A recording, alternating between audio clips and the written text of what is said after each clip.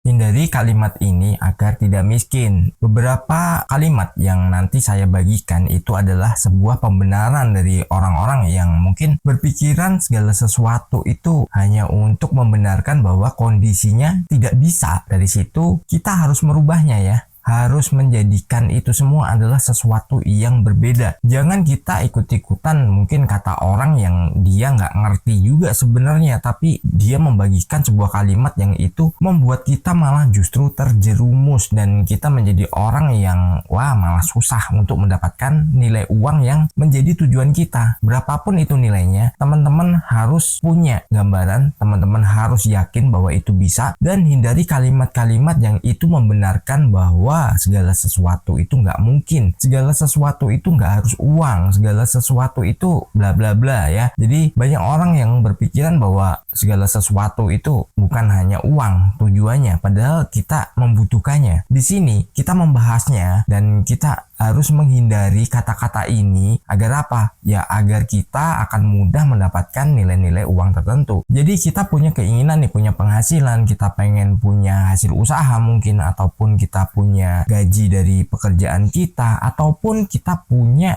investasi ataupun kekayaan yang itu nilainya adalah uang. Apapun itu investasinya dan apapun itu nanti bentuk asetnya, entah tangible, entah intangible, semuanya itu kalau bisa ada nilai uangnya. Bahkan yang intangible aja tidak bisa dinilai dengan uang yang ya mungkin tarafnya kecil. Karena apa, intangible ini sesuatu yang sangat berharga banget. Tapi kita nggak membahas itu ya, karena itu nanti untuk pembahasan bisnis. Nah, apa yang pengen saya sampaikan di sini adalah, pernah nggak kita mendengar bahwa rezeki itu bukan hanya uang, tapi bisa ini, bisa itu, dan segala macam. Ya, mungkin itu ada benarnya, tapi kadang orang mengucapkan seperti itu hanya untuk pembenaran. Jadi dia membenarkan kondisinya seperti itu. Dia nggak berharap untuk mendapatkan nilai uang tertentu yang masuk ke dalam kehidupannya. Jadi ya jangan salahkan kalau orang punya prinsip rezeki bukan hanya uang, ya uangnya juga nggak bisa banyak dan uang juga jarang masuk. Karena apa? Sebenarnya identik rezeki itu dengan uang. Kalau yang lain itu adalah elemen-elemen pendukungnya. Anda berusaha nih, Anda bekerja, terus Anda ini udah capek-capek ya, bekerja di orang lain mungkin, atau Anda usaha. Mau nggak? Misalkan Anda cuman dikasih makan, terus Anda cuman dikasih ucapan terima kasih. Ya kalau Anda berprinsip bahwa rezeki bukan hanya uang, Anda udah dikasih makan loh. Orang udah berterima kasih loh. Dia jadi baik dengan Anda loh. Itu juga bisa dianggap sebagai rezeki kalau Anda berpikirannya seperti itu. Rezeki bukan hanya uang. Nah, tapi kalau rezeki itu yang diberikan bisa kita mungkin tukarkan dalam bentuk uang, nah itu juga nggak masalah kalau Anda berprinsip rezeki bukan hanya uang. Bisa aja Anda bekerja dibayar dengan emas misalkan. Anda dibayar dengan aset tertentu yang itu bisa Anda cairkan dan menjadi uang. Itulah rezeki bukan hanya uang, tapi bisa diuangkan. Tapi kalau ada yang berprinsip, wah banyak temen itu rezeki, bullshit man, serius. Banyak temen itu pemborosan. Dari sekian banyak temen, berapa yang dia itu positif? Berapa yang itu negatif? Berapa juga mereka yang parasit? Ketika Anda banyak uang, ya teman Anda banyak. Karena apa? Ya mereka membutuhkan Anda. Mereka membutuhkan asupan-asupan dari Anda. Entah itu nanti makan, entah jalan-jalan, entah dia punya kebutuhan yang Anda harus tanggung juga. Nah itu adalah prinsip orang-orang yang parasit. Jadi akan menggerogoti Anda. Lebih baik Anda memiliki teman gak perlu banyak-banyak, tapi mereka potensial. Karena apa? Misalkan nih, Anda berkumpul dengan 10 orang sukses. Yang ke-11 adalah Anda. Tapi kalau Anda berkumpul dengan 10 orang yang toksik, ya yang ke-11 adalah Anda. Itu akan menjadi sebuah labeling yang itu juga akan direkam pada pikiran bawah sadar Anda dan itu akan menjadi kehidupan Anda. Sayang banget kalau Anda punya banyak teman tapi bukan teman yang potensial. Dalam artian potensial itu bukan yang bisa kita manfaatkan ya. Tapi potensial itu yang bisa membuat kita bertumbuh, entah ilmunya, entah bagaimana cara pandangnya, dan lain-lainnya yang itu bisa membuat kita jauh lebih maju. Itulah teman-teman yang potensial. Terus ada lagi yang berprinsip bahwa tak apa miskin di dunia, tapi kaya di akhirat. Ya buat apa? Anda hidup di dunia, itu orang yang putus asa itu yang ngomong gitu. Anda hidup di dunia, Anda punya kelimpahan uang nih, banyak banget, Anda punya kekayaan nih, Anda bisa membantu banyak orang, Anda bisa ya mungkin bisa menyekolahkan orang lain, Anda bisa segala macam yang itu memberikan support kepada orang. Apakah itu sesuatu yang salah? Ya enggak. Dengan Anda kaya dan banyak uang itu bisa terwujud. Jadi Anda kaya di dunia juga kaya di akhirat. Tapi kalau orang putus asa pasti berpikirnya, ya udah, aku miskin di dunia nggak apa-apa, yang penting kaya di akhirat. Pola pikir dari mana? Anda kaya di dunia, Anda juga bisa kaya di akhirat. Karena apa? Anda lebih bermanfaat. Karena kalau dengan Anda miskin di dunia aja, itu Anda mau support orang pakai apa? Susah kan? Mungkin di sekitar Anda orang yang butuh sekolah, butuh apa, Anda nggak bisa bantu. Anda cuman ya menjadi bagian dari mereka juga. Anda bisa bahagia, Anda dapat ya mungkin keberkahan atau apapun ya. Bisa nggak? Ya belum tentu. Karena apa? Anda tidak bisa bermanfaat di dunia. Tapi kalau Anda kaya, Anda bisa bermanfaat dan Anda bisa mengaplikasikannya untuk kebaikan. Terus Anda bisa support banyak orang. Minimal lah Anda bisa berbagi ilmu Anda bisa berbagi ya mungkin pengalaman Anda. Itu udah merubah kehidupan orang. Misalkan nih Anda kaya, terus Anda bisa merubah kehidupan orang dengan memberikan dorongan.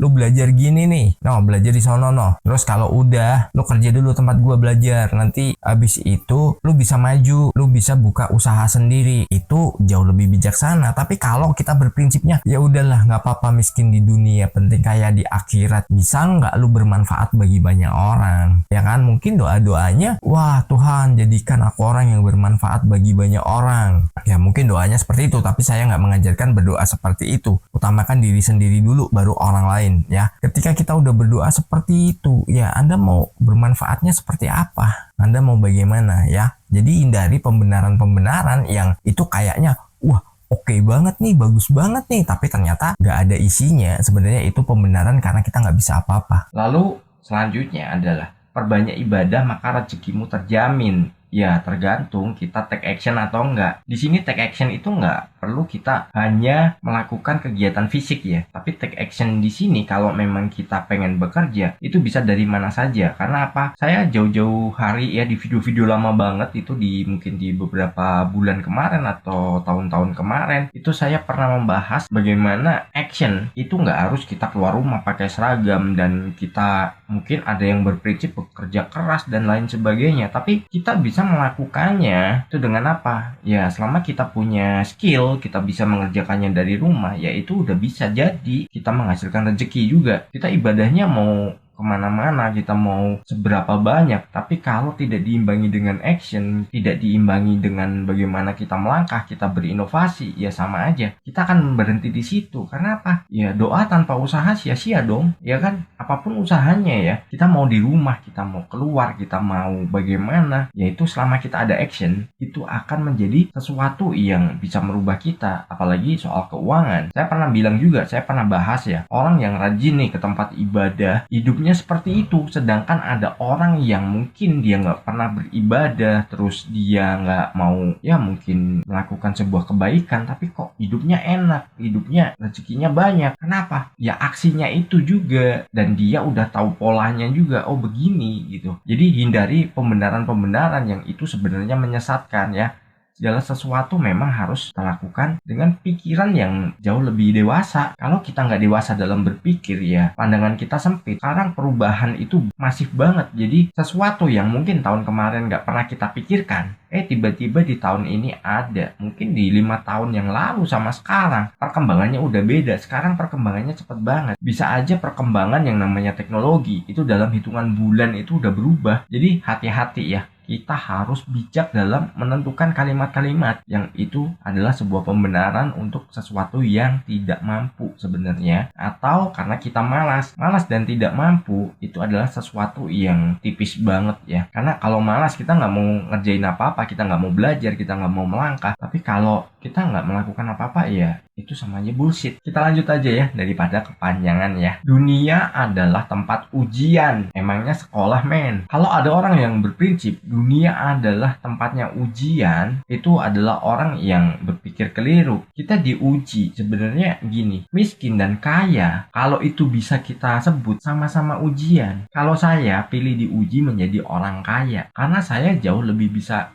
leluasa melakukan sesuatu. Saya lebih bebas untuk ya mungkin membantu sesama, ataupun saya bisa mengembangkan segala sesuatu yang itu bisa dinikmati banyak orang juga. Ya contohnya di video inilah, atau di channel ini saya berbagi. Nah itu bahagia banget. Karena apa? Saya mau dan saya suka untuk berbagi pengalaman dan ilmu. Jadi teman-teman jangan khawatir ya, ketika saya berbagi, saya nggak buka kelas ya. Ingat ya, nanti kalau ada promosi, ada kelas ini, nah mengatasnamakan saya, tolong di skip. Itu bukan saya ya, saya nggak pernah membuat kelas berbayar. Saya hanya membagikannya di YouTube. Kita lanjut aja deh. Tak apa miskin, yang penting bahagia. Wah, itu bullshit banget, men. Mana ada orang kekurangan hidupnya bahagia? Nggak ada. Yang ada apa? Penderitaan. Ada yang berpikiran bahwa orang miskin bahagia? Coba dicari. Ada nggak orang yang miskin nih? Miskin tuh kekurangan. Bahagia nggak hidupnya? Tentu saja nggak. Kembali lagi ke poin sebelumnya. Kalau sama-sama diuji, ya, kalau kita menganggapnya di dunia ini adalah tempat ujian, maka apa? Antara kita diuji menjadi miskin dan kaya,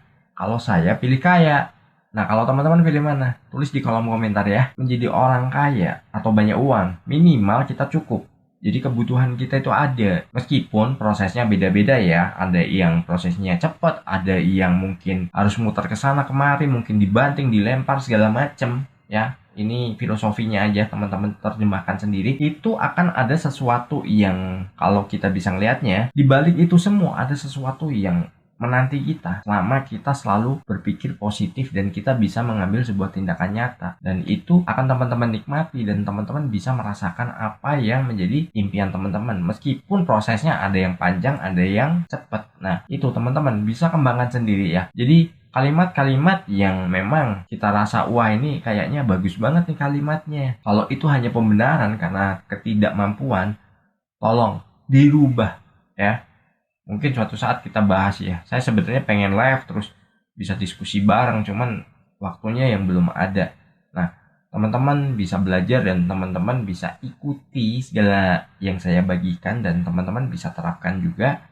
Kalau mungkin ada pertanyaan, silahkan tulis di kolom komentar. Saya pasti membalasnya dan saya akan menjawabnya. Salam harmoni. Di layar kecil cerita dimulai, channel Kurai Mimpi, berisi inspirasi, bicara tentang mimpi yang tak pernah usai.